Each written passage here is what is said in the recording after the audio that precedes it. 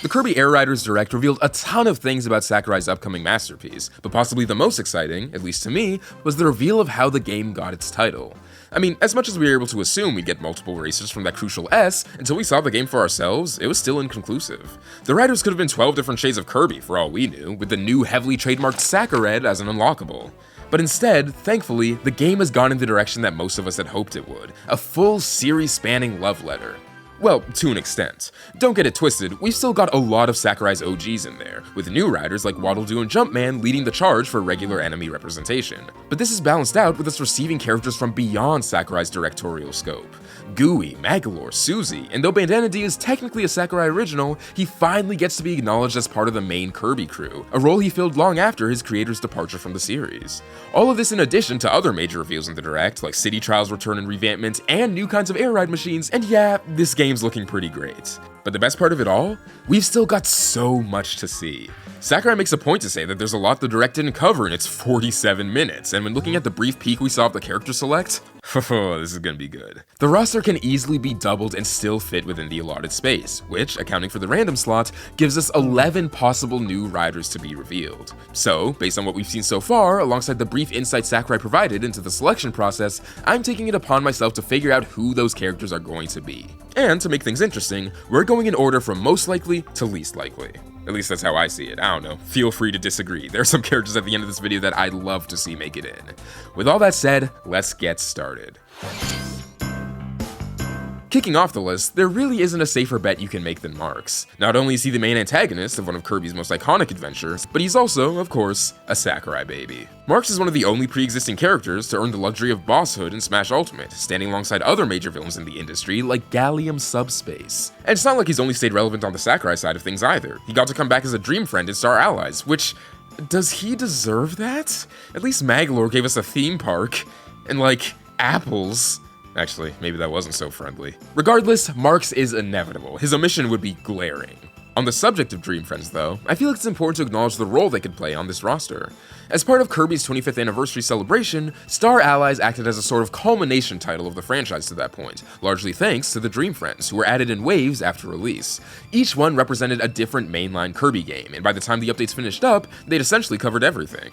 As of right now, excluding the main Kirby crew, we have 3 Dream Friends as riders, with Gooey, Magolor, and Suzy. But while that bodes well for the rest of Star Allies cast, I hesitate to use this as a checklist. Not only because that makes for a very boring video, but because I don't necessarily think that's what Sakurai would be doing either. He specifically noted that not every rider is going to be a major character, and he was more focused on individuality, which led him to nicher picks like Starman.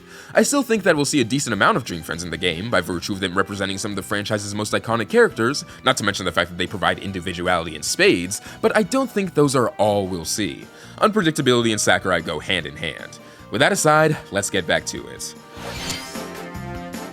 The only reason this character is second is that I'm accounting for the off chance that they're the villain in some sort of story or adventure mode and aren't actually playable, but yeah, whatever form of dark matter this is an easy pick. In the time since the Direct, this design has been picked apart enough to cast doubt over the idea that it's just your typical dark matter blade. While the shadowy hair and general, darkness are obviously very reminiscent of DMB, it seems clear there's something else at play here. A lot of people think it could be another DDD possession situation, which isn't a bad theory since that happens every Tuesday. Whatever the case, whoever this is, I think they're making the roster. Kirby and the Forgotten Land sold 7.5 million units. Okay, for real though, Elfland feels like a lock to me. Forgotten Land isn't just an amazing game, it's a franchise-shifting achievement. Kirby stepping into 3D for the first time, kinda sorta, and doing so with such grace and success is a monumental moment in the Pink Puff's history, and Elfland is at the forefront of all of that. I say he even supersedes a lot of Dream Friends in overall game relevance by being directly by your side for most of the adventure, not just showing up throughout. And the fact that they're selling a Switch 2 edition of Forgotten Land this year probably doesn't hurt his chances either. Hate to break up a trio, but I think Rick's got the best chance out of the animal friends. I mean, for one, they're Rick, Kine, and Koo, not Koo, Kine, and Rick, but secondly, people have actually spotted Kine as a background element in one of the courses. Not to go down the Smash Bros deconfirmation rabbit hole, but if we're breaking up the trio anyway, I don't really see Koo sticking around as part of a duo either, nor do I see them taking up 2 entire slots. Might as well just go for the face of Dreamland's animal buddies. You can do a lot with Rick alone, and maybe even throw in some references to his partners in a victory screen. Hopefully he doesn't get too lonely. Mr. Frosty is here for one reason and one reason alone. We need heavyweights. No offense. Sakurai went out of his way to not only mention rider individuality, but their differing stats as well. DDD is specifically referred to as a heavy racer. And if that's the case, I think we're gonna need a little more repping that playstyle than just him and Chef Kawasaki.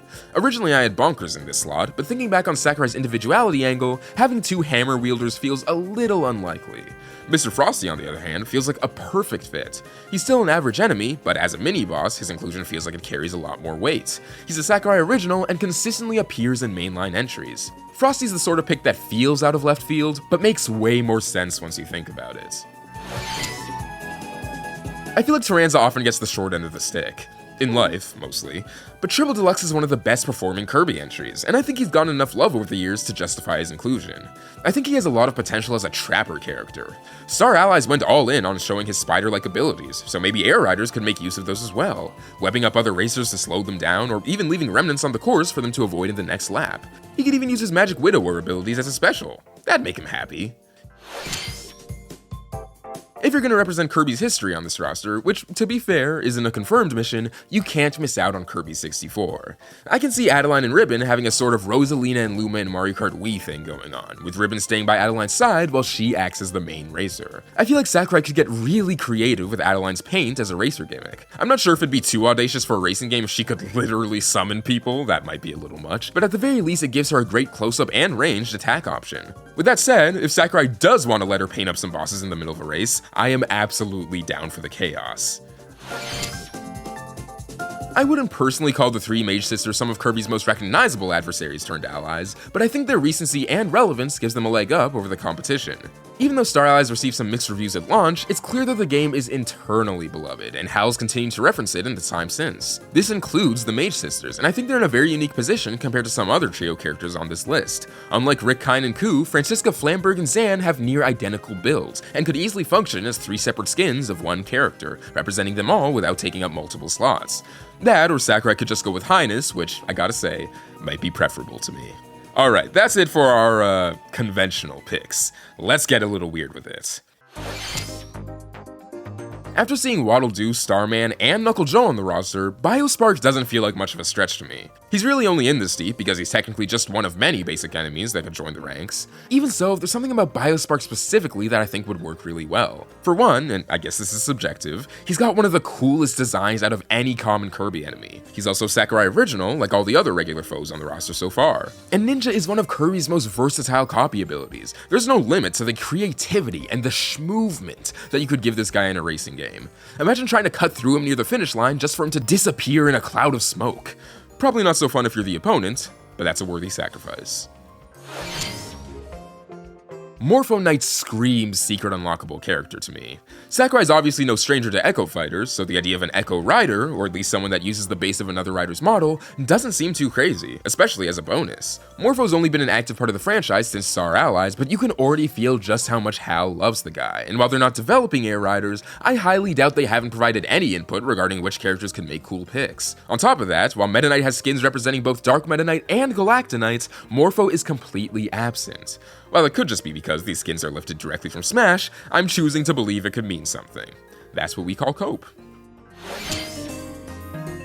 While I've spent this entire video breaking up group characters or separating them through different skins, my Double Dash loving heart does see the value in having a straight up duo character. I wouldn't put it past Sakurai either. This is the guy who gave us Ice Climbers in Smash. I'm sure he'd take the challenge of stuffing multiple people onto one machine in stride. Lololo and Lalala aren't major characters, but I would call them iconic, and they're just about always seen together. I feel like there's a lot of fun you could have just by virtue of there being two of them. Crazy individuality potential. Maybe one of them could give you a push on startup, not unlike Double Dash. The Triple Ls don't exactly have a vast moveset in their appearances, but I feel like that could easily be translated into some sort of blockade special. Dynablade might have stolen their theme, but she can't steal their dignity. Okay, things have already gotten pretty out there, but I've got one pick left. Walk with me for a second. Do I think this has a high likelihood of happening? No. Do I think this is impossible? Also no. Am I basing this off that one time where Sakurai offhandedly mentioned that they briefly considered an epic yarn stage for Smash 4 before replacing it with Woolly World? I mean, I'm not factoring that in. Look man, sometimes you gotta take big swings, and Prince Fluff is my star slam. His Yarn Whip could give him some pretty unique advantages on the racetrack, not unlike Gooey's tongue. And obviously, as far as rider originality goes, you can't get much more original than a two-dimensional character. You hear that, Mario Kart? Epic Yarn is immortalized as a past adventure in Forgotten Land, so who knows, maybe Sakurai will show it some love. I'm not counting on it though. Unless it happens, then I always believed. But as always, I'd love to hear what you think. Would you be happy with this completed Kirby Air Riders roster? And which characters are you hoping to see join the race? Let me know in the comments below, and I'll see you later.